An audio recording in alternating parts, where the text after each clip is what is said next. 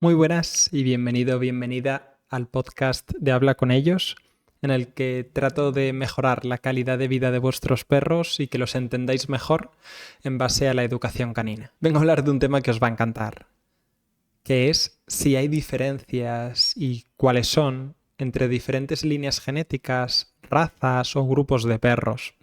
Porque todos los perros nacen con una tabla rasa, donde simplemente nuestra educación va a ser 100% determinante. Lo que se dice siempre, todos los perros son buenos y el cómo lo educas va a determinarlo todo. Aunque la educación es determinante, no es la única variable dentro de cómo un perro va a desenvolverse en el mundo. La línea genética es muy importante. Sus antepasados es muy importante. El estado de la madre durante todo el periodo de gestación, del parto y posterior es muy importante. Hasta la alimentación de la madre es tremendamente importante. Sus niveles de cortisol son tremendamente importantes. Eso es ya una variable que tenemos que añadir más, porque puedes hacerlo todo perfecto y que por ahí haya un componente genético que nos tire más para atrás ciertas cosas. Por ejemplo, una tendencia a ser más estático en sus comunicaciones. Y tú lo has llevado siempre a entornos donde se ha cruzado con perros muy dinámicos. Y te da la sensación de que tu perro no encaja, que es muy observador, que se mantiene a tu lado, que no se distancia demasiado de ti. Por ejemplo, grupos de perros pastores podríamos ver esta tendencia. ¿Vale? Luego puede ser, evidentemente, que con las experiencias se vaya modificando, pero a lo mejor ves cierta tendencia. O te dicen, tienes que llevarlo al adiestramiento. Y dices, es que a mi perro no le gusta el adiestramiento, es que no le gusta nada. Y encima lo has llevado a un tipo de adiestramiento que han tenido en cuenta su gestión emocional y han tenido en cuenta quién es. Pero dices, es que el perro es que no hay manera por dónde entrarle, es que cooperar en base a comida, en base a juguetes, hacer conductas concretas, no le gusta al perro no le va. Porque esto es importante, ¿vale? Y podemos esperar lo mismo de un pastor alemán, que de un mastín, que de un beagle, que de un chihuahua, porque todos son perros, ¿no? Son todos iguales, en teoría, porque son perros. Pues no, hay bastantes diferencias. Y ya no solo en cómo se comunican, sino en cómo van a gestionar su mundo y en cómo lo ven. Ya simplemente tenemos que ver la diferencia de cráneo entre un bulldog y un galgo. No es simplemente una diferencia de cráneo y un aspecto visual. Hay una alta diferencia en cómo van a interpretar a nivel visual su mundo. El galgo tiene una vista periférica mucho más amplia que un bulldog y el bulldog será muy frontal. El bulldog no ve muy bien en los laterales, tiene que rotar todo su cuerpo porque además pues la longitud de su cuello no es demasiado amplia. Y vas a ver que van andando y que van por la calle como pequeños tanques, como pequeños toneles, como un tonel, ¿sabes? Vas a verlo como una piedra móvil. Y no es que simplemente hay una diferencia a nivel físico. ¿Y por qué, por ejemplo, si nos ponemos a pensar, ¿por qué hay perros de morro chato? ¿Por qué? Si yo pienso en un perro como perro, siempre me van a poner, por ejemplo, un pastor alemán, un husky, un podenco, un galgo. Sin embargo, estos perros de morro chato, considerados braquicéfalos, ¿por qué? Pues esto no sé si lo sabréis, pero la gran mayoría de perros de morro chato, chato, chato, chato, chato, es decir, que parece que no tienen hocico, se han diseñado así, el ser humano los ha querido así, para que tengan la expresión facial de una persona. Las personas tenemos la cara plana y el perro, en teoría, el perro antiguo, tiene un morro.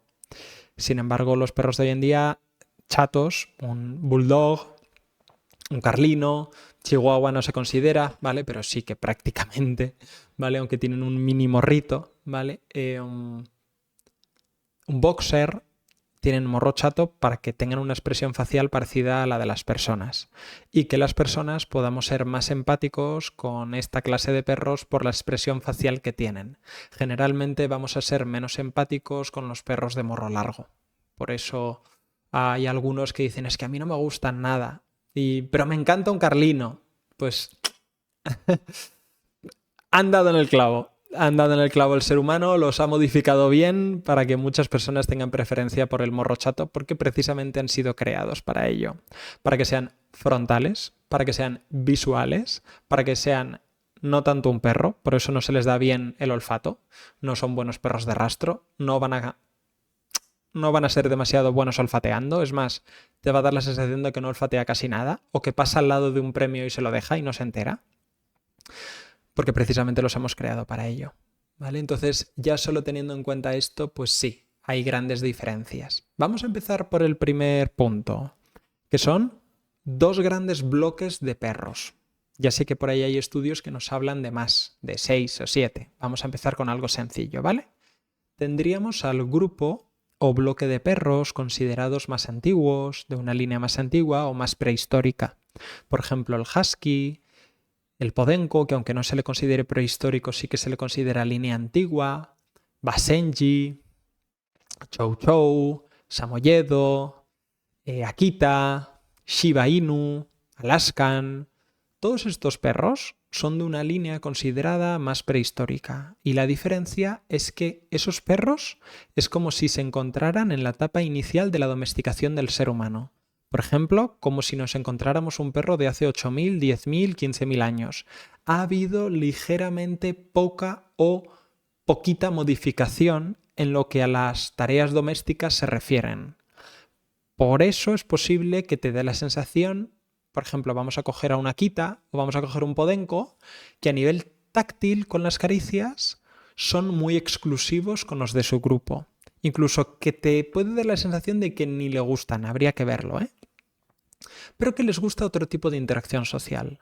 Sin embargo, cogemos a perros de este segundo grupo, donde se consideran líneas más modernas, que estarían dentro de la última etapa de la domesticación actual, que están como más adaptados en la convivencia con el ser humano, a entrenamientos diseñados para el humano y a ayudarnos como seres humanos en el entrenamiento. A lo mejor coges a un golden o coges a un labrador y desean de manera innata las caricias táctiles del ser humano. La diferencia es que los de grupos antiguos a lo mejor les gustan las caricias en base a aprendizajes, pero no de manera innata, y el labrador o el golden retriever o el pastor alemán ya de manera innata adoran estar con las caricias del ser humano. Mirad, yo tengo una anécdota con Blue, que Blue es la perra de mi expareja, que cuando estábamos juntos, pues ella se crió conmigo, con Oso, con Sandra, que es mi expareja, y estábamos todos juntos. Ella es una mezcla de podenco.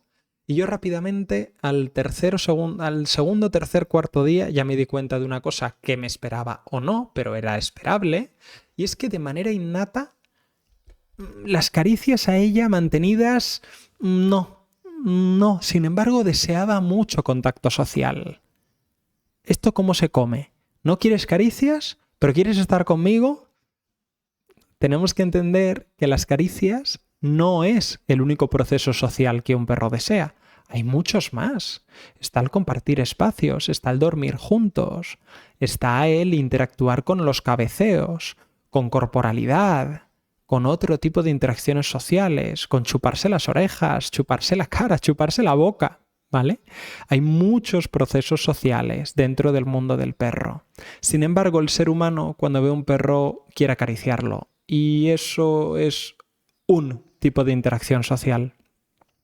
Cuando el ser humano adopta esa interacción social como única dentro de, por ejemplo, un grupo de perros considerado más prehistórico y el perro muestra rechazo, lo consideramos perro arisco o incluso nos esmeramos mucho porque se deje tocar y al perro no le gusta.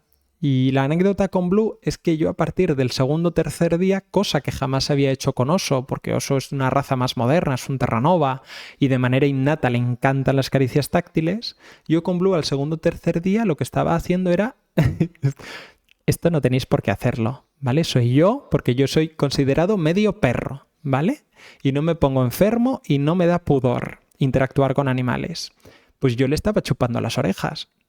Al segundo o tercer día, ella no quería mis caricias, sí que las quería, ¿vale? Pero no mostraba una motivación intrínseca, pero le encantaba permanecer a mi lado mientras me olía las orejas y yo le chupaba las orejas. Esto puede sonar asqueroso, lo sé, soy totalmente consciente y no os juzgo, porque para mí tampoco era demasiado agradable. Pero yo ya desde el día 1 ya conecté muy bien con ella.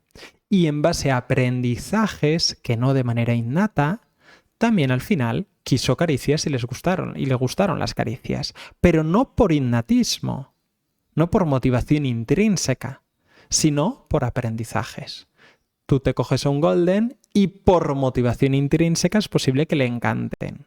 O no, porque cada individuo es un mundo, pero hay ciertas predisposiciones. Esto ya es un tema. Posiblemente al grupo de perros más prehistóricos no le guste tanto como fase inicial las caricias táctiles. Y le acabarán gustando en base a las experiencias que ya han ido desarrollando, si se han criado en un entorno saludable. Hay otra diferencia, y aquí viene un estudio muy interesante, y es que como los perros del grupo más antiguo han pasado por muy poco proceso de domesticación y sobre todo etapas muy modernas del ser humano, parece que muestran mucha lógica entre una cosa muy importante, y es que si un perro de un grupo antiguo muestra que es inseguro y que tiene menos estabilidad emocional de lo normal es esperar eso de ese perro durante el resto de su vida. Le podremos ayudar y podremos darle herramientas, pero tendrá como ese carácter, esa personalidad, donde la mostrará en muchas situaciones de su vida. Podríamos esperar un perro más cerrado y que sea un perro cerrado en muchas situaciones cotidianas de su vida. O un perro muy abierto, un perro muy cabezón, un perro estable emocionalmente, que lo vaya a mostrar en muchas situaciones de su vida. Es como muy raro ver a un perro de línea antigua ser muy seguro de sí mismo y muy cabezón, pero en otras situaciones muy inseguro de sí mismo y mostrar todo lo opuesto y abandonar todo muy rápido. Es muy raro, salvo que haya evidentemente un estímulo, una situación muy concreta que sea muy desbordante, pero no lo vamos a ver de manera cotidiana. Sin embargo, en perros de razas más modernas podemos encontrarnos muchos polos opuestos que convergen en el día a día del perro o en su vida. Puedes ver a un perro muy seguro de sí mismo o aparentar mucha seguridad de sí mismo y mucha estabilidad emocional, pero en otras situaciones muy recurrentes de su vida muestran polos completamente opuestos. El mejor ejemplo es, te puedes encontrar con un pastor alemán excelente en el ámbito de obediencia deportiva, que aparenta tener un autocontrol envidiable y aparenta tener una estabilidad emocional envidiable en el entrenamiento, y sin embargo en el día a día me muestra completamente lo opuesto. Es altamente reactivo, no tiene nada de autocontrol, se recupera fatal y es súper inseguro. Y la ciencia esto deseó investigarlo. Y se cree o se empieza a saber que como han pasado por un proceso de domesticación muy severo con el ser humano y donde el ser humano a lo mejor se ha preocupado más porque sean buenos en un área concreta y han diseñado la línea genética, su gestión emocional, absolutamente todo en ese área, han descuidado otras áreas. Y por eso muestran muchos polos opuestos en lo que no debería ser tan opuesto de manera recurrente. Y en líneas más antiguas, pues, oye, o el perro es muy seguro de sí mismo, muy estable, y es muy raro sacarlo de ahí, o todo lo contrario. Muy inseguro de sí mismo, muy inestable, y generalmente en muchas situaciones cotidianas es lo que va a mostrar. Es como su personalidad. Y esto es súper interesante, sobre todo para saber cómo ha afectado la domesticación. Os contaré ahora una anécdota para cerrar el último tema del que quiero hablar en este podcast, que son las estrategias dinámicas y las estrategias estáticas en la comunicación. Por ejemplo, los perros de caza o con tendencia innata de caza, ¿vale? Van a utilizar generalmente en su comunicación estrategias más dinámicas. Van a querer perseguir, ser perseguidos, van a invitar al movimiento para interactuar o resolver un conflicto. Y por ejemplo, los perros más estáticos, por edad, por tamaño, por línea genética, perros pastores, perros de terreno, de territorios, mastines, por ejemplo, rottweilers, por edad, cuando se vayan haciendo un poquito más mayores, van a tender a mostrar estas estrategias más estáticas, porque no han tenido que cazar demasiado, aunque puedan mostrarnos procesos de caza. Pero estas dos diferencias nos pueden ayudar mucho a adelantarnos o a prever situaciones. Y de aquí que os cuente la anécdota, ¿vale? Tenemos a Río, que es un perro que vino al último campamento, que es un border collie, que estaba teniendo dificultades con un par de perros del campamento.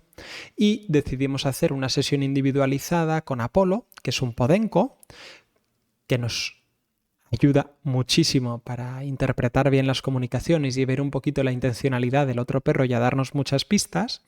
Y los juntamos para ver un poquito sobre todo quién es Río, qué es lo que está pasando, qué tiempos necesita Río, etc.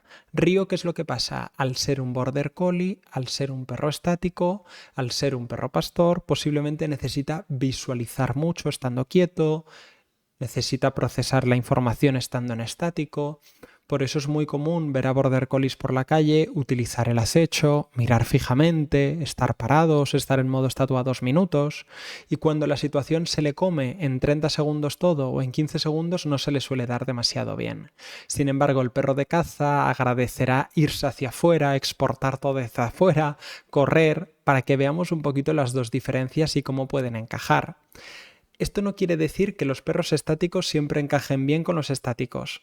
Puede ser que encajen bien los dos siendo estáticos, pero por individuos. Comunican bien, un macho o una hembra, dos machos sin tensiones, entonces puede ser.